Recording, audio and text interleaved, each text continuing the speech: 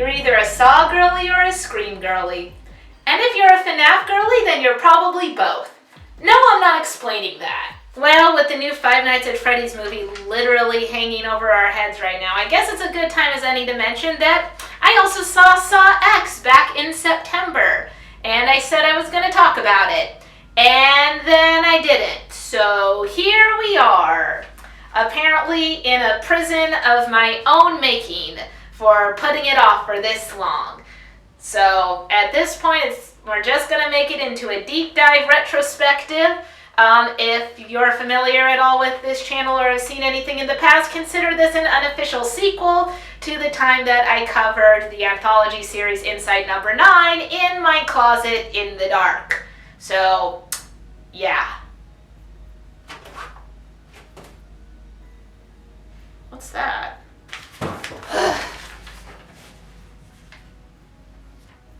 Oh, hey, my laptop's here.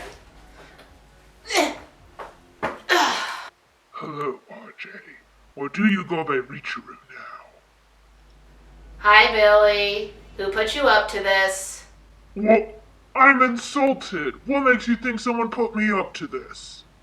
Because obviously somebody from my team reached out to you to put you up to this. Oh, really? And where do you have evidence of this? It was Lucy, wasn't it? Such accusations! What makes you think it was Lucy? Because the note has very specifically cut out the cat part of my cat and dog tape that I own. No comment. You know what? I'm just not gonna do it now, just to spite her. You cannot leave this bathroom or else. Or else what? I'm sure your viewers would love to see your unpublished NBC Hannibal fanfiction. You wouldn't. The choice is yours. Okay, fine. Let's get into it. Now, make sure to use the tools that I have provided for you to escape your confines. Oh, great, yeah. Assorted tools, because that's what I need to get out of using my hair tie to tie my wrists together. Very creative there. And speaking of creativity, let's dive into the first part of the Saw franchise, which is normally considered the main trilogy section of it, where the original story was.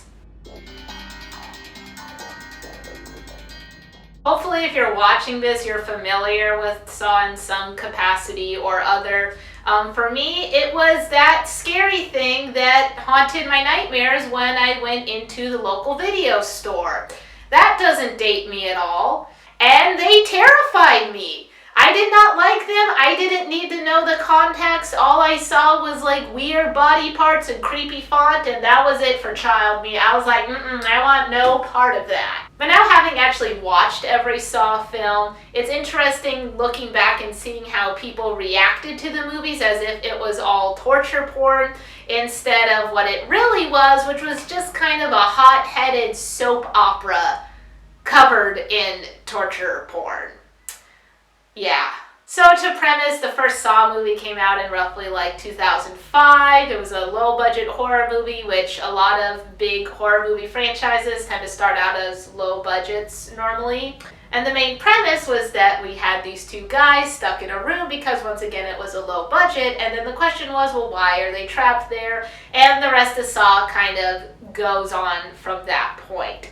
I don't want to get into the nitty-gritty details because this is more of just sort of a covering over all of them and my personal experience with them more than like an actual film critique of each and every film. There are so many YouTube essays out there that can dive into the Saw franchise. I mean, my first real in-depth look at it was through Your Movie Sucks. And that was a very entertaining time. So I highly suggest, if you don't know anything about the Saw franchise, to start with him. And then if you're more into like the reaction side of things, pretty much it. Very good Saw coverings there. But you probably want to go into those knowing a little bit more about what's going on, more or less. But the base of all you really need to know is the serial killer Jigsaw. At this point of the franchise is just one specific man named John Kramer. He is going under an incurable brain cancer, And because he does not have much time to live, he's trying to show people to appreciate their lives by nearly killing them. Yeah, there's been a lot of talk about whether the philosophy of Jigsaw makes sense, or if he's actually doing things for the moral good or not, but he's just killing people. So I don't know why we're treating Jigsaw like he's got some sort of higher moral ground when there's so many serial killer profiles out there that say they speak on a higher moral ground. They're not, they're just killing people. But what makes Saw so interesting is, number one, of course, the actor Tobin Bell absolutely nails it. The whole franchise would not exist the way it does today without him, for sure. He carries the films as John Kramer. And then on top of that, I see it more as it's an interesting character focus in to kind of view these different characters, whether they're well written or poorly written, and to see what exactly you would do in those particular situations. But as we go into the sequels of Saw 2 and Saw 3, we get sort of twists upon twists, spoilers for any sort of twist, especially for Saw X, because I'm going to go into that in a little bit more detail here since that's the newest one. But long story short, one of the people that John put in his traps from the first movie is now his apprentice. So now we have two Jigsaws technically, when you got the original John Kramer, and then you have Amanda, who's just kind of going by her own view of John's philosophy. So it's interesting to see that dynamic as well. And honestly, I don't remember most of the cop stuff in the first three movies. I don't know, the cop stuff in these movies is probably some of the least interesting parts of the movies. The more interesting parts are, of course, Jigsaw himself and the traps, and then when the storylines coincide and you get that big twist. Because at the end of the first one, the big twist was we didn't know who Jigsaw was at the time, and it turned out he was in the room with the two guys the whole time. Whoa! So at that point it became that every Saw movie needed some sort of twist. So the twist in second was, of course, Amanda was found out to be working for Jigsaw. And then, I don't actually remember the twist of the third movie. But to make a long story short, John, he ain't doing so hot in the third movie. Once again, he and Amanda are doing the traps, doing their thing. But John dies at the end of the third movie. I mean, that's kind of a twist, right? To kill off your main, horror icon 3 movies in. But again, that's why it's considered the trilogy. It's the trilogy of when Sean was alive. So that was roughly the first 3 Saw movies. It kind of had this slightly overarching story. Overall, pretty interesting films, Definitely, I'd say they're the ones taken the most seriously compared to some of the other installments in the franchise. So they're not perfect, but overall, it was a pretty solid set for what we had at the time. And then we dive into what happens after you kill your main horror icon, but money, so the franchise must continue.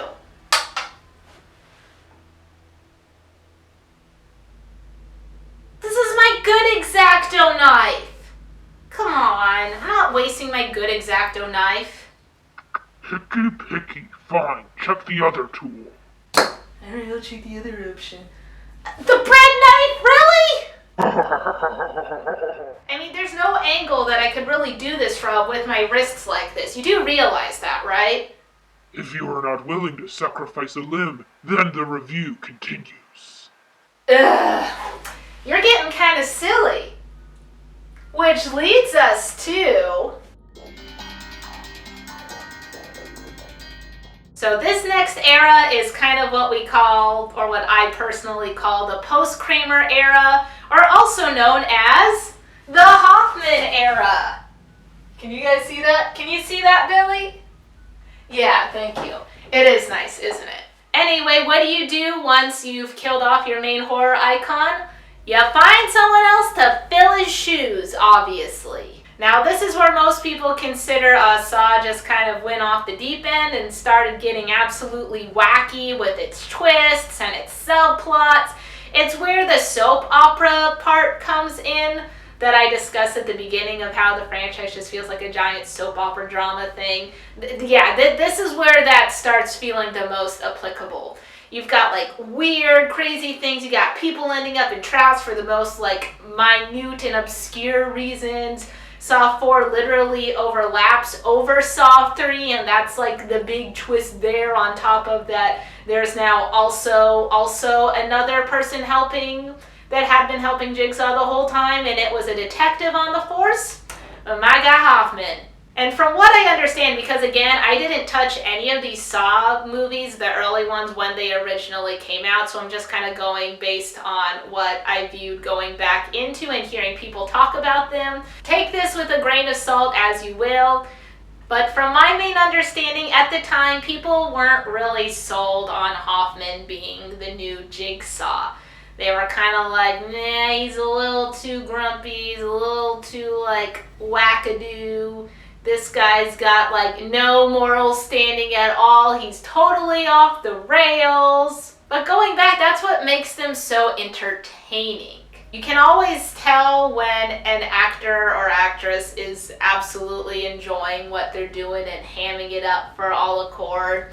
And Costas Mandylor definitely gives that sort of vibe. I think he can tell that, he's not supposed to be taken that seriously, even though the movies try to be serious. I'm not even going to go into the editing on some of them. Once again, it felt like, you're just coming to the movies on Halloween to watch kind of a fun, silly, goofy, gory movie, and that's sort of what it felt like Saw was becoming, a fun, silly, goofy, gory movie. So I personally really enjoyed the Hoffman era. I wasn't going into these movies like expecting greatness out of them, so that probably helped. And also, I watched the first 3 movies knowing that they kind of went off the rails at this point because, again, I had watched the Your Movie Sucks video covering 1 through 7 ahead of time, so I kind of went in sort of knowing what was going on, but not knowing like all of the little explicit details. Saw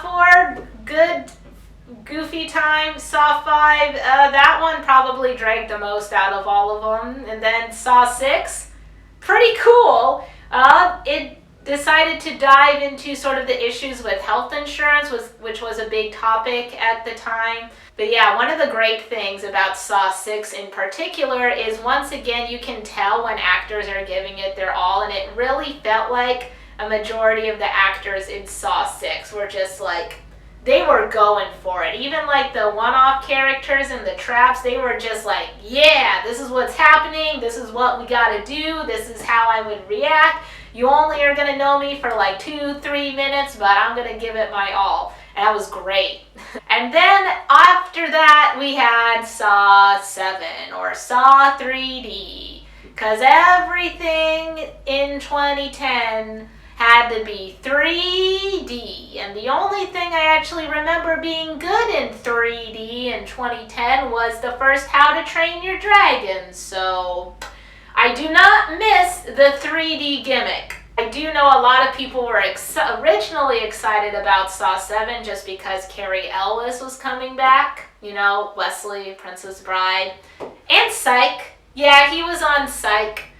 That's not important for the video. I just wanted to let you guys know he was also on Psych. But yeah, going back into it, Saw 7 did not even give off the same vibe that the other Saw movies had, even Saws 4 through 6. Like Saw 7 is just, it's in like its weird own standalone area in terms of aesthetic. The blood was like Danganronpa style pink at certain times, which again didn't fit the rest of the movies prior. So I think it was just jarring enough that even with the usual soap opera etic elements that it had that were similar to the previous movies, there was just enough that was different about it that it was very jarring. And once again, a lot of people thought the ending was very silly because now I guess Dr. Gordon is also helping Jigsaw. And nobody knew? And there's those 2 random pig heads at the end. Supposedly they're connected to the guys from the first trap. which was public. Again, none of the Jigsaw traps had been public. Why was that one public? What made that one different? There's no reason. That's the end. I don't have an in-canon reason for any of that. It's just... And that was it. We saw, no Saw movies for a while. We thought that was it. We just end with Saw 7. End on a low note. What a way to go. Paranormal Activity beat us out, We're not gonna go after Paranormal Activity. That's just my opinion. I just don't find ghosts entertaining. Yeah, that was it. I was trying to see if I had an exception. I just don't find ghosts entertaining. Sorry, ghosts. I like to see cohesiveness. Solid entities. Anyway, this went off on a weird, messy tangent that absolutely had nothing to do with what I was really supposed to be talking about. Much like this era of the Saw movies. There we go. Saved it. Pulled it back in. And that's actually going to bring us into 2017. 10 years. No, 7 years. I can do math. 7 years after Saw 7 came out. And this era I like to lovingly call the reboot era. Because Saw 8 and Saw 9 were just basically weird attempts at rebooting the franchise, and neither one was able to do that. So now we're getting into when I actually started watching the Saw movies. So Jigsaw in 2017 was the first official Saw movie I saw in a movie theater, and I remember thinking it was okay, but I was also seated next to a guy that was treating it like it was the greatest movie ever made, and that very much kind of skewed my opinion negatively towards it. The whole time, I'm sitting there, I'm watching, I'm like, oh yeah, it's okay, no, that was kind of gross. And the guy next to me, he's eating his popcorn like, oh, he did it. Oh, I did not see that coming. And he kept looking at me like he was expecting me to react the same way. And I was just like, I think there's better Saw movies out there. And I'm glad to know that more or less that was the case. There are better Saw movies out there. But once again, its aesthetic was so different from the original set franchise that it didn't really feel like a Saw movie at all, with the exception that they kept bringing up Jigsaw and John Kramer, and they had Billy, and that was about it. I mean, other than that, it almost could have been like its own weird standalone thing. You could just invent a new killer. If you want to make an escape room styles, murder movie, you can still do that. I mean, they came out with that movie Escape Room, and that got a sequel. It's possible. You don't have to connect it into Saw at all, but they did for Jigsaw. They tried, and it was meh. At least we did get a little bit of Tobin Bell in there, so that was nice. Got a little bit of Tobin Bell. But then the twist in that one is I guess there's a guy that's also been helping Jigsaw. And it's just this random dude that we know nothing about. We've never seen in the past. See, at least with Hoffman, we kind of had like a movie and a half before he revealed himself to be an apprentice. But this guy, it's like, not only is he detached and not in the previous movies, but he's like 7 years detached. Like, the dots... I mean, the Saw movies have always had wide stretches, but this stretch was so far out there, it might as well have had its own orbit. If you haven't seen Jigsaw, honestly, you're not missing much. I recommend the best way viewing it is watching the Pretty Much It reaction, because that was more entertaining than the entire movie for me. So, there you go. And then we have Spiral, which I think it was made in 2019 and came out like post-pandemic, basically. And Spiral is about as disconnected as you could get, while also still kind of being a little bit connected. Basically, Chris Rock just wanted to make a Saw movie. There was barely any mention of Jigsaw or John Kramer as we knew it. It was just kind of like within breath, within passing. and it's more about this killer that got inspired by the Jigsaw murders. Which, I mean, is not a bad concept on paper, but the execution could have been better. Which is a shame, because I think if they did a better job with Spiral, it actually could have created like a whole just spin-off set of all of these Jigsaw copycats, and then the police being like, here we go, another copycat. That could almost be a TV series right there. A Saw TV series. Just follow the local precinct dealing with all of these Jigsaw copycats. There you go. That one's for free, just for you guys. Lionsgate, I don't know if Lionsgate has any connections with any TV channels, but Lionsgate, just for you. Free pitch for a TV show for Jigsaw. That's about all I have to say about Spiral. It was the least interesting to me. It was probably along the same lines as Saw 5 for me, honestly. But Saw 5 gets a higher ranking just because my boy Hoffman's in it. I'm not biased. Okay, maybe I'm a little biased.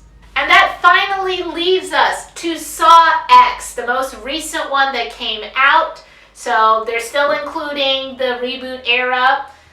I have no idea what to call this new era, but it feels like the start of a new era for Saw, and I'll explain why. Feeling pretty parched.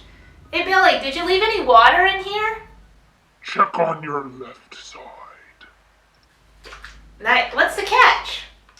The catch is that bottle has been sitting on your bedside for months and is now infected with lots of deadly mold. Oh, come on! I can't wash that. I'm gonna have to toss out this whole cup. So Saw X takes place between the first and second Saw, and it is awesome. Now, it's still very different compared to the original Saw franchise, but it's different in the way that it fits in nicely. And you want to know why? Because they took Tobin Bell, then they told him to cook. They're just like, here we go. This whole movie's basically going to be like an in-depth character piece on John Kramer. Tobin, take it away. And boy, did he ever. The acting on this guy, phenomenal. Absolutely incredible. Tobin Bell carried the film. This film should have been called Jigsaw, not Saw X. This one is the true Jigsaw, but Saw X has a nice ring to it, and the poster design was pretty cool, so I'll let him have that. So what we're following is John trying to find a way to cure his cancer. He thinks he's found a solution. He goes down, he kind of gets this like sketchy sort of treatment, and he thinks he's cured to the point where he's like, oh, I don't need to make any more traps. I want to live my life now that I have some. And then he finds out it's all one big scam. And he goes on a revenge spree with Amanda and a little bit of Hoffman helping him out. So right off the bat, you can see why this movie might have done better compared to the previous Saw movies we had gotten. Once again, the biggest thing, Tobin Bell knocking it out of the park. The second biggest thing is, as I mentioned, it being more of a character piece and almost turning John Kramer into the protagonist, because in all of the other movies, we followed someone in the police precinct, or we followed the people in the traps, or the person being tested. We've never really specifically followed John Kramer as the quote-unquote protagonist. So this was an interesting direction and a pretty good direction to take. For a good first third chunk of the movie, we're basically just following John's journey as he's going to get this treatment, as we find out later is going to be a scam. See him go through all these steps. He goes to a cancer survival support group. Why did I say cancer survival? A cancer support group. You know what I'm saying. We're basically just watching John go about his day and make plans to get this procedure done and interact with all of the people that are going to scam him, and then he's going to get them by putting them in a trap. So it feels a lot more emotionally charged compared to some of the previous installments. And so once we get to that point where we have the main game, and we're pretty invested in everybody involved at this point.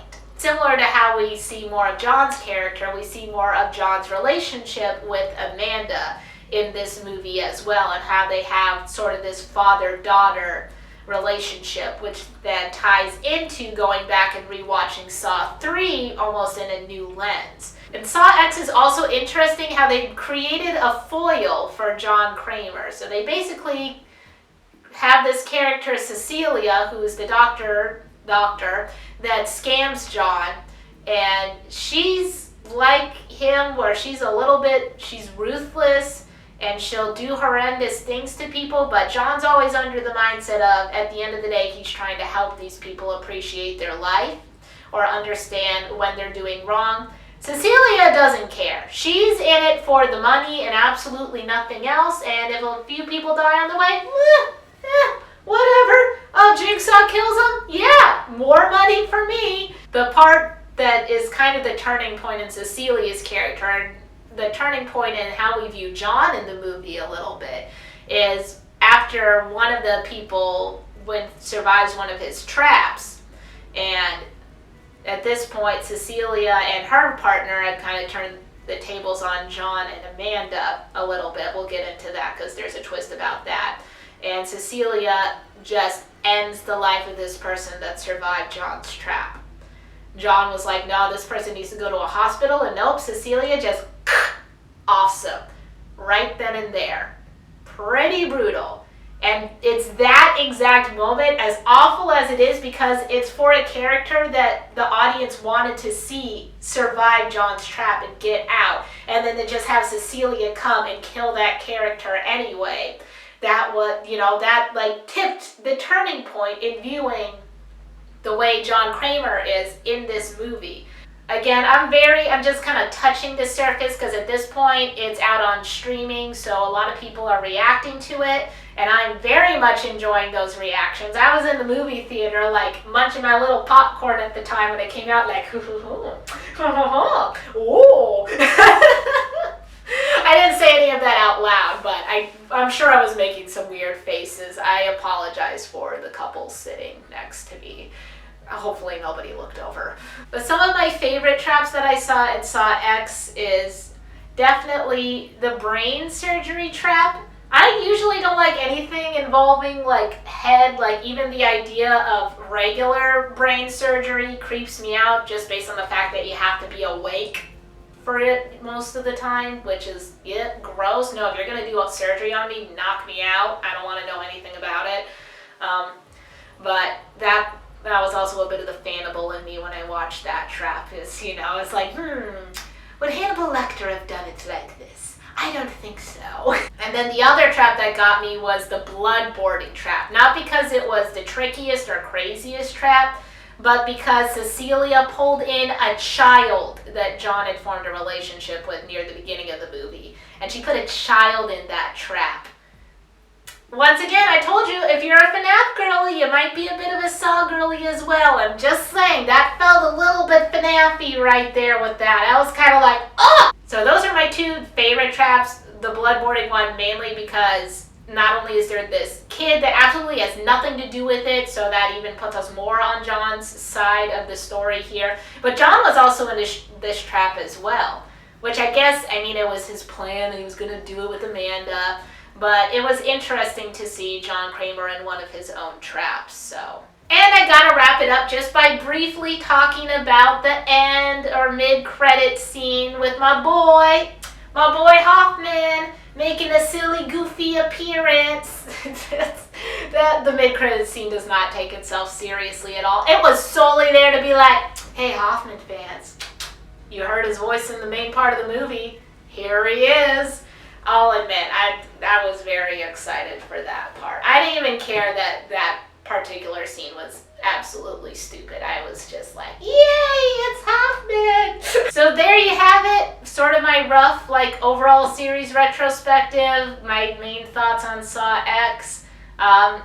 So yeah, I don't really have anything else to say. My feet are getting numb because I've been sitting on them to be in a position where I can talk to the camera. Apparently the water's got mold in it, and I've got a bread knife, an X-Acto, and my FNAF flashlight. Billy? I feel satisfied, but there's still the matter of how you will get out of your binds. One hand must be sacrificed. Which one will it be? That's not necessary. Whoa, hey, what are you doing? You just can't get out like that.